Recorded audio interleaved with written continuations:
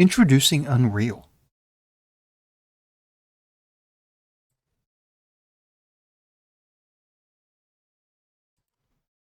Unreal uses a variation of the ECS model, the Entity Component System model. In Unreal, the base unit is an actor. This is any object that can act, even if it does not. This is very similar to Unity's use of GameObject as its own base unit. Unlike Unity, however, Unreal allows components to be added inside other components. That is, components can themselves exist in a parent-child relationship. This is different than how Unity views things as entity game objects, any of which can have components, but components cannot exist as parent-child relationships in Unity. This is different in Unreal because Unreal views components as sub-objects, so they are still objects, and thus can exist in parent-child relationships. This may mean that we have an actor, which again is the base unit, the entity, the container of other components, which itself has components, which then in turn have their own components. This allows us to more easily group things together, because we can have an actor and its components, some of which may exist in parent-child relationships to each other. Slightly different than how Unity views things, but within the variation of the ECS model. And again, as a review of the ECS model, systems, the S, send or retrieve information to components, and components are inside of entities. Entities are containers that control and influence components. Components speak to systems. The entities don't speak to systems, the components do. So in our continuing comparison of Unreal to Unity based on the knowledge we already have, that when we navigate between the hierarchy and inspector views in Unity, that is, we select a game object, the entity usually on the left, and then its components usually on the right, we can start to map this knowledge to Unreal's use of the world outliner in detail panels. Now notice specifically that the terminology is slightly different.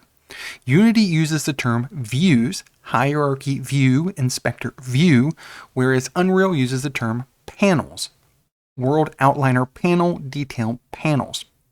Now, this movement between these views and panels are more or less the same, or at least the same based on both systems, both engines' uses of the ECS model. Let's pause here, go back to Unity, and look at this navigation between the hierarchy and inspector views, and then we can start to see how this compares and how we can use this knowledge based on moving into understanding how Unreal does the same thing, following the same general model. So moving first back to Unity, we see over on the left-hand side the use of the hierarchy view, again, views within Unity, and our listing of game objects are entities. If I were to select one, game object right here, within the hierarchy view, over on the far right within the inspector view, we see its corresponding components. It has a transform component and a script component. Notice the parentheses around script right there. So we navigate then between selecting a game object, the base unit, the entity, and seeing its corresponding components over on the far right-hand side. So from left to right, from left to right. This is slightly different, but a similar model to how Unreal handles things. So let's move over to the Unreal editor and see that its use is similar, but follows the same general model. So instead of moving from the hierarchy view to the inspector view, we will move from the world outliner panel to the details panel. Notice, however, instead of moving left to right, we are sort of moving up to down within a vertical scheme over on the right-hand side. So over on the right-hand side, we see World Outliner right here, a list of the current actors, not game objects, actors within Unreal. Selecting any one of them will show down here at the bottom its details, corresponding components. And notice, just like we saw in Unity with the use of adding game objects and a default component of transform, selecting any of these actors from the world outliner will show as the very first component transform.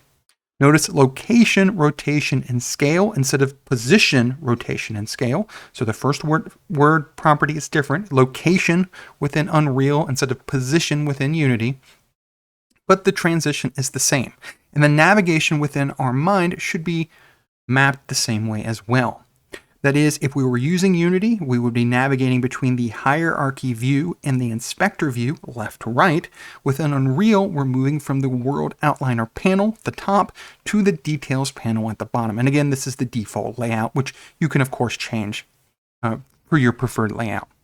But notice we're selecting actors, not game objects in Unreal, and in a corresponding looking at their details, the correspondingly inspector view within Unity. So based on our existing knowledge of Unity, we can map that onto Unreal and see that the systems are very, very similar because they're both based on ECS internally. The other thing we want to note is the order of execution in Unreal. So in Unity, there is a very specific set of systems that run in a very specific order. We can move from physics to game input to game logic to rendering. So from physics to input to logic to rendering. In Unreal, it's a little bit different. Because of the use of components as sub-objects, similar to how we can add components in Unity, each actor has at least 3 events it can listen to. And again, these correspond to different systems. These are begin play, similar to the use of the start method within Unity, corresponding to an initialization system, tick, and end play. It can be a little bit deceiving here, but I've highlighted that the main gameplay loop corresponds to the tick event. Again, this is slightly deceiving because we may, having gotten used to seeing in Unity multiple systems as part of a main gameplay loop, within Unreal, it seems as if it's only 3 systems. Again, this is deceptive. So like Unity, adding components to an actor enables use of different functionality. So similar to in Unity, if we want access to other systems, we add other components that correspond to those systems. For example, if we want to interface with the rendering system, we would add a component that had a rendering aspect or spoke to that system in some way, and the same with the other ones. So we can add more components and therefore listen for additional possible events in Unreal, just like we do in Unity. However, unlike Unity, actors can tick at different rates or as part of groups acting together. This is where things sort of break apart that deception that at least we see thinking that there are only 3 events and therefore only 3 systems.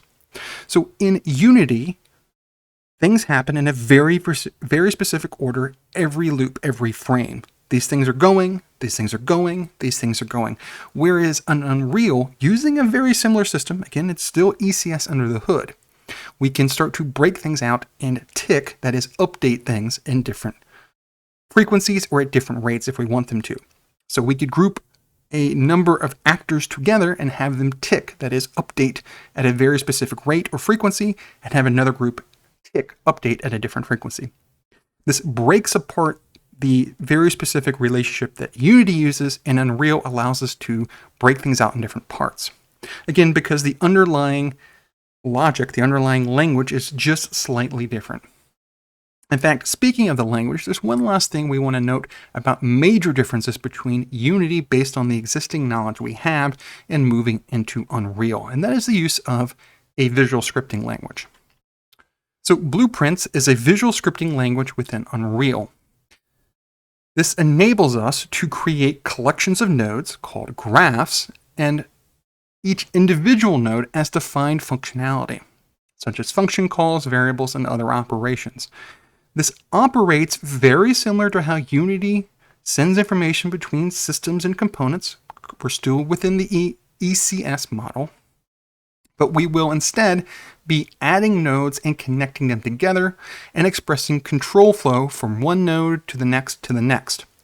We will also, similar to how we created methods corresponding to events within systems within a script component in Unity, be able to act on different events within different graphs corresponding to different nodes in Unreal. That is, instead of writing the methods corresponding to the events, we will have nodes corresponding to those events within Unreal.